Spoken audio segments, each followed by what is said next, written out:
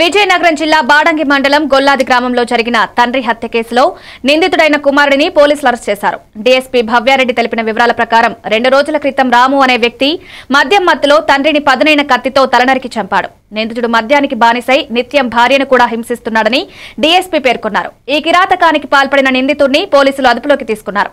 ఈ కేసు విచారణలో CI Narayana Rao, SI Tarakeswararao పాల్గొన్నారు.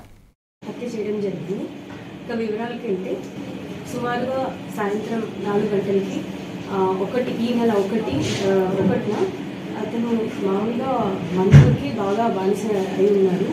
ఆల్కహాల్ అడిక్ట్ అయి ఉండి ఎప్పుడు డబ్బుల కోసము వాళ్ళ భార్యని వాళ్ళ మదర్ని ఎప్పుడు కొడుతూ ఉంటారు. వాళ్ళ కన్న తండ్రి అయిన మామిడి సత్యం అనే అతను 3 years నుండి పారాలిసిస్ వల్ల బెడ్ రిడన్ అయి ఉన్నాడు. కంప్లీట్గా బెడ్ మీదే ఉంటాడు. సో ఇతనికి హాస్పిటల్ ఖర్చు కానీ లేదా మందుకి గురించి కానీ వేస్ట్ అని ఎప్పుడు భావిస్తూ గొడవ పెట్టుకుంటూ ఉంటాడు. అదేవిధంగా ఆ రోజు ఆల్కహాల్ కోసం డబ్బుల కోసం అని వాళ్ళ భార్యని డబ్బులు అడిగారు. కానీ డినై చేయడం వల్ల వాళ్ళ భార్యని జుట్టు పట్టుకొని కొట్టి, అలాగే బయట నుంచి ఏదైతే ఈ వెపన్ ఉంటుందో మాంసం కొట్టే వెపన్, దాంతో ఫస్ట్ బయట నుంచి వచ్చాడు. వచ్చి గొడవ పెట్టుకోవడం జరిగింది. ఈ గొడవకి వాళ్ళ నాన్న గారు సైగలు చేయడం జరిగింది. ఎందుకంటే ఆయనకు మాటలు రావు. బయటికి వెళ్ళడానికి సైగలు చేసి అరుస్తూ చేయడం వల్ల వాళ్ళు భయంతో ఆ కత్తి చూడడం వల్ల బయటికి పారిపోయారు.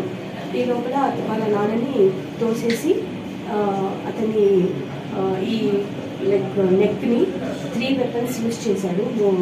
కంప్లీట్గా హెడ్ని డిటాచ్ చేసేసి ఆ తలకాయని మన గమ్మెలం ఉంటుంది కదా, మా మేస్త్రి పళ్ళకి వాడే గమ్మెలంలో బ్యాక్ యార్డ్లో దాంట్లో హెడ్ని పెట్టడం జరిగి పారిపోయాడు.